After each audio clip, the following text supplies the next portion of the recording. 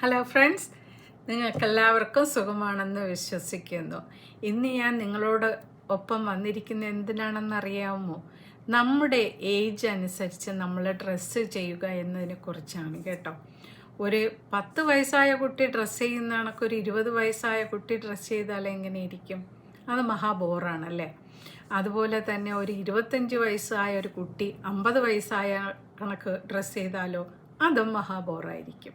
അതുപോലെ തന്നെ 70 വയസ്സായ ഒരു വ്യക്തി 10 വയസ്സോ അല്ലെങ്കിൽ 15 വയസ്സോ ആയ ഒരു വ്യക്തി ഡ്രസ്സ് ചെയ്യുന്നത് പോലെ ഇരുന്നാലോ അതും മഹാബോറായിരിക്കും അല്ലേ. അപ്പം നമ്മൾ ഏജ് അപ്രോപ്രിയേറ്റ് ആയിട്ട് തന്നെ ഡ്രസ്സ് ചെയ്യണം. പൊതുവെ നമ്മുടെ നാട്ടിലെ ആൾക്കാർ കൂടുതലും അമ്മമ്മമാരെല്ലാം സാരി തന്നെയാണ് ഉടുക്കാറ്. ഇപ്പം ഈ റീസെൻ്റ്ലി ഒരു ചേഞ്ച് വന്നിട്ടുണ്ട്. എല്ലാവരും ചുരിദാറും അതിൻ്റെ ടോപ്പും ഒക്കെ ഇടുന്നത് കാണാറുണ്ട്. എത്രയോ നല്ല വേഷമാണല്ലേ അത്. നമ്മുടെ പാരമ്പര്യ വേഷമായ സാരി ഉടുത്താൽ നല്ല എലിഗൻ്റ് ആണല്ലേ, നല്ല സൗന്ദര്യം ഉണ്ടായിരിക്കും അല്ലേ. നല്ലതുപോലെ അത് ഉടുത്ത് നല്ല മേക്കപ്പൊക്കെ ചെയ്ത് നല്ല ആഭരണങ്ങളൊക്കെ ഇട്ട് ഒരു സ്ത്രീ നടന്നു പോകുന്നത് കാണാൻ വളരെ നല്ലതാണ്. അതുപോലെ തന്നെ മുണ്ടും നേരിയതും ചട്ടയും മുണ്ടും ഒക്കെ കൊടുത്ത ആൾക്കാർ പോണത് കാണാനും നല്ല ഭംഗിയാണല്ലേ. അമ്പലത്തിലോ പള്ളിയിലോ ഒക്കെ പോകുമ്പോൾ ആ സൗന്ദര്യം കാണാൻ, ആ നിറം ഒക്കെ നല്ല ഭംഗിയാണല്ലേ. എല്ലാവർക്കും കൊടുത്താലും അത് നല്ല ഭംഗിയുണ്ടാവുന്ന ഒരു ഡ്രസ്സാണ്. പക്ഷേ നമ്മളൊരു മരണ വീട്ടിൽ പോകുമ്പോൾ പട്ട് സാരിയൊക്കെ ഉടുത്ത് ഒരുപാട് ആഭരണങ്ങളും ഒരുപാട് മേക്കപ്പും ഒക്കെ ഇട്ട് പോയി കഴിഞ്ഞാൽ അത് മഹാബോറല്ലേ. അപ്പം മരണ വീട്ടിൽ പോകുമ്പോൾ നമ്മൾ അവരുടെ ദുഃഖത്തിൽ പങ്കെടുക്കാൻ പോകുന്നു. അപ്പം നമ്മുടെ വേഷത്തിൽ ഒന്ന് ശ്രദ്ധിക്കണം ഞങ്ങൾ.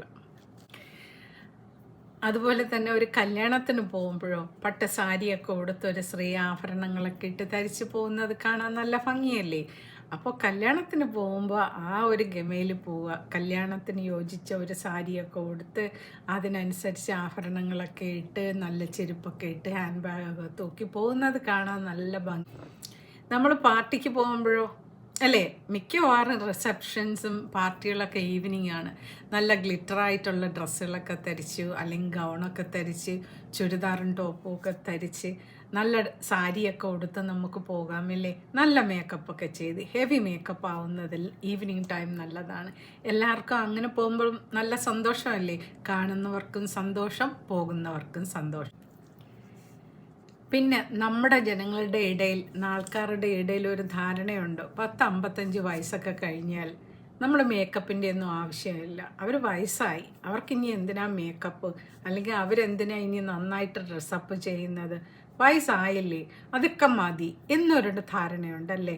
ഇല്ല, നമുക്കെല്ലാവർക്കും എത്ര ഏജ് ആയാലും നന്നായിട്ട് മേക്കപ്പ് ചെയ്യാം, നന്നായിട്ട് ഡ്രസ്സ് ചെയ്യാം, നന്നായിട്ട് ഒരുങ്ങാം, നന്നായിട്ട് നടക്കാം അല്ലയോ.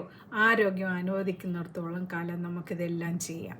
ഇത് നമ്മുടെ കോൺഫിഡൻസ് വർദ്ധിക്കുന്നു അല്ലേ. നമുക്ക് ഒരു ഏജിൻ്റെ അപ്രോപ്രിയേറ്റ് ആയ ലുക്കാണെന്ന് കണ്ടാൽ തീർച്ചയായിട്ടും നമ്മൾ കുറച്ചുകൂടെ യങ്ങറായിട്ട് തോന്നും. അതുപോലെ തന്നെ നമ്മുടെ ഒരു ജോലിക്ക് ഒരു ഇൻ്റർവ്യൂവിന് പോകുന്നു. ആ ജോലിക്ക് നമ്മൾ ഇൻ്റർവ്യൂവിന് പോകുമ്പോൾ നമ്മൾ കല്യാണത്തിന് പോകുന്ന കണക്ക് പോയാലേ നമുക്ക് ചിലപ്പോൾ ജോലി കിട്ടിയെന്ന് വരില്ല. നമ്മൾ ഏത് സാഹചര്യത്തിലും ഏത് ജോലിക്കാണ് നമ്മൾ പോകുന്നതെന്ന് വിഷ്വലൈസ് ചെയ്യണം നമ്മുടെ മനസ്സിൽ.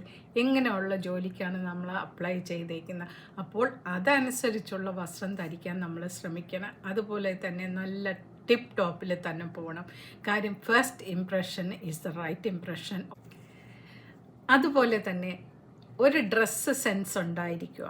നമ്മൾ യൂസ് ചെയ്യുന്ന അക്സസറീസ്, ഹാൻഡ് ബാഗ്, ചെരുപ്പ്, ബെൽറ്റ് മുതലായവ കഴിയുന്നത് മാച്ച് ചെയ്യുന്നത് തന്നെ ഉപയോഗിക്കുക.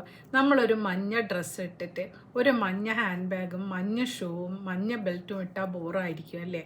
അപ്പോൾ ഞങ്ങൾ അതിനെ ഹൈലൈറ്റ് ചെയ്യാൻ കണക്കിലുള്ളൊരു കളർ തിരഞ്ഞെടുക്കുക. 1-2 ബാഗുകൾ വാങ്ങി വയ്ക്കുക. അതുപോലെ തന്നെ അതിന് യോജിച്ച ചെരുപ്പുകളും കരുതുക. ആ അക്സസറീസ് യൂസ് ചെയ്യുമ്പോൾ തന്നെ കാണുന്നവർക്ക് വളരെ കൗതുകമായി തോന്നുകയും നമുക്ക് കോൺഫിഡൻസ് വർദ്ധിക്കുകയും ചെയ്യും. ഈവനിങ് ടൈമിൽ പുറത്ത് പോകുമ്പോൾ ഒരു ക്ലച്ച് ബാഗ് കരുതുക. അത് നമുക്ക് സൂട്ടബിളായിട്ടുള്ള മേക്കപ്പ് നമ്മൾ തിരഞ്ഞെടുക്കുക. ഈ ടിപ്സ് എല്ലാം നിങ്ങൾക്ക് ഉപയോഗപ്രദമായിട്ടുണ്ടെന്ന് ഞാൻ വിശ്വസിക്കുന്നു. Thank you for watching and taking the time to spend with me. See you soon with another vlog. Till then, bye for now.